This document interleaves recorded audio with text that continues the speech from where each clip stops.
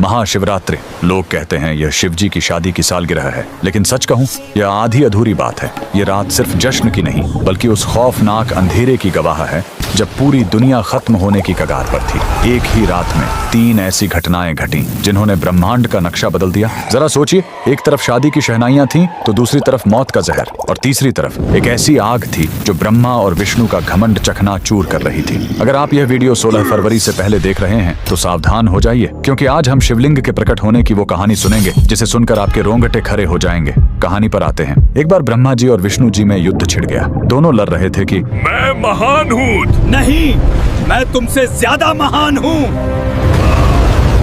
उनका यह घमंड जब दुनिया का संतुलन बिगाड़ने लगा, तब अचानक उनके बीच एक विशाल अनंत अग्नि स्तंभ प्रकट हुआ। वह आग का एक ऐसा खंभा था जिसका न कोई शुरुआत था न अंत। उस स्तंभ से एक भारी आवाज आई, जो मेरे आखिरी सिरे को खोज लेगा वही महान होगा।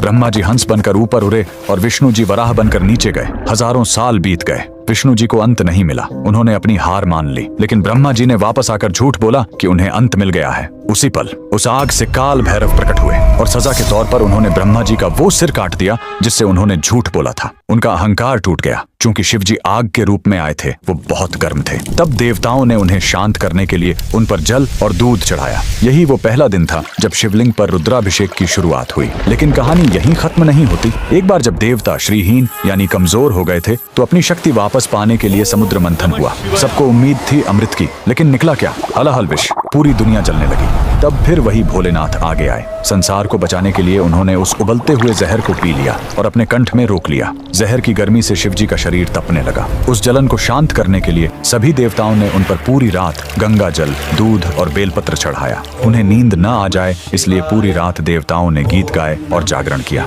यही वजह है कि महाशिवरात्रि पर हम पूरी रात जागते हैं। लेकिन रुको, यह रात इतनी डरावनी भी नहीं है। इसी रात प्रेम की जीत भी हुई थी। जब माता सती ने अपने प्राण त्यागे थे तो शिवजी पूरी तरह टूट गए थे। वो वैरागी बन गए, दुनिया छोड़कर समाधि में चले गए। तब माता सती ने पार्वती के रूप में जन्म लिया। उन्होंने हजारों साल तक कठोर तपस्या की, सिर्फ अपने शिव को वापस पाने के लिए। आखिरकार भोलेनाथ पिघले। इसी महाशिवरात्रि की रात वो वैरागी फिर से दूल्हा बना और शिव शक्ति का मिलन हुआ। तो इस 16 फरवरी जब आप शिवलिंग पर लोटा भर जल चढ़ाएं, तो याद रखिएगा, आप उस आग को शांत कर रहे हैं और उस जहर के दर्द को कम कर रहे हैं। कमेंट में लिखें हर हर महादेव।